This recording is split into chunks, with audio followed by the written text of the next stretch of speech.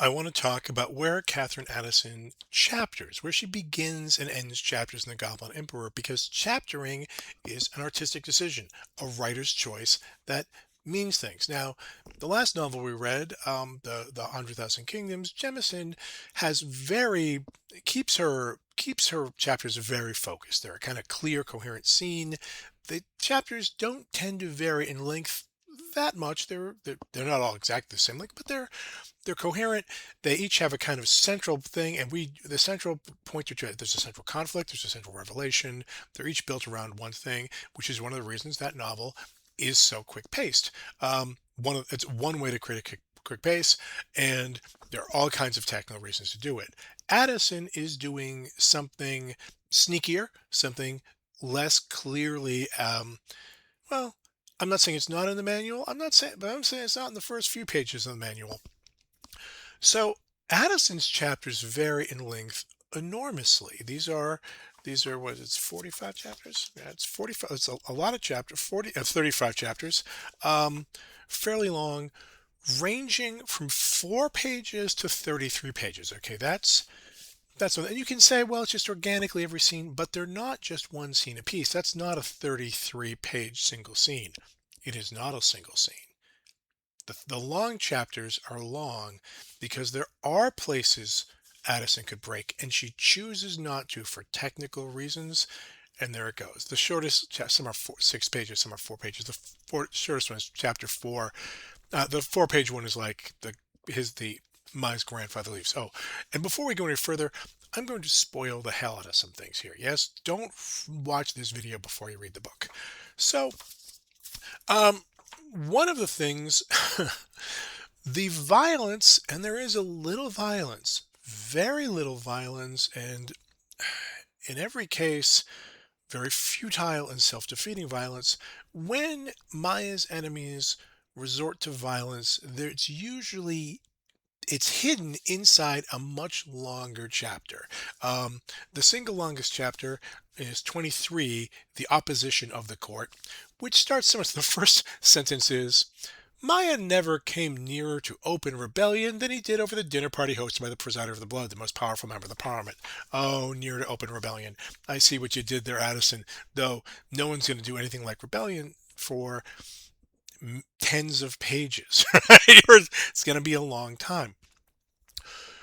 The simpler version of what's happening here is Addison is going through the kind of seemingly less lower stakes, certainly lower stress, but actually very important scenes like a long dinner party with a bunch of VIPs is not the same as an attempted coup. Partly Addison wraps us up in the kind of minutiae of running the empire. And I will say, as an aside, Maya is almost unique among fictional fantasy empires and emperors, and that or kings, and he's actually trying to run the country. Nobody else bothers running the country. At most, they run an army. But he has got a country to run, and he's going to do it, even the boring parts, especially the boring parts, which are even harder. All the problems all the problems you can't hit over the head with a sword, Edrahasavar the Seventh is here for your needs. Okay, he's been at a dinner party. We could stop there and we go on. Then there's this chapter that starts with an elongated dinner party where real things happen. He builds real relationships and he finds some key plot information out in that dinner party. The plot information gets folded in very quickly. Then there's some narrative summary moving us along. Then he has another one of his meals with Arbalan, his dead father's first of many wives. And then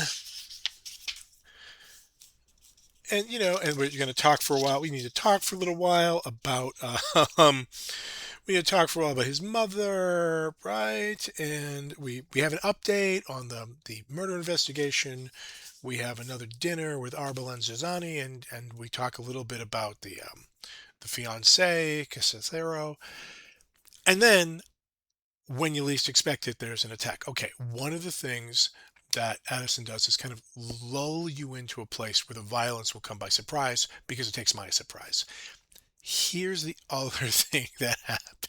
violence. The other one, the other chapter, there's a 24-page chapter, which is incredibly long, which has even more violence in it, even quicker. Okay, like there's a chapter 24 pages long where there are not one but two visits with the nieces and nephews in the nursery, right? Like to give a sense of time, like, okay, he chats with the kids and then later on he's going to chat with the kids again.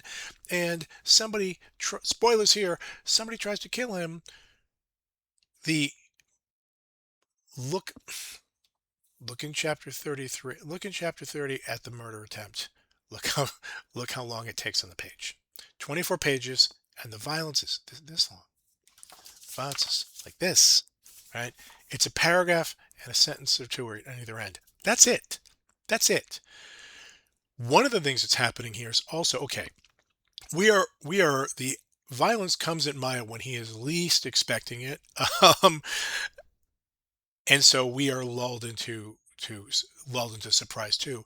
But also, and more importantly, it's important to remember that his enemies are resorting to violence because they're losing, man. They are hopeless. They're from hunger. They do not have a plan. They are they are attacking him in this chapter because in another chapter, maybe two, they're done for anyway. And really, they should have attacked him. They should have made their move 6, 8 chapters back.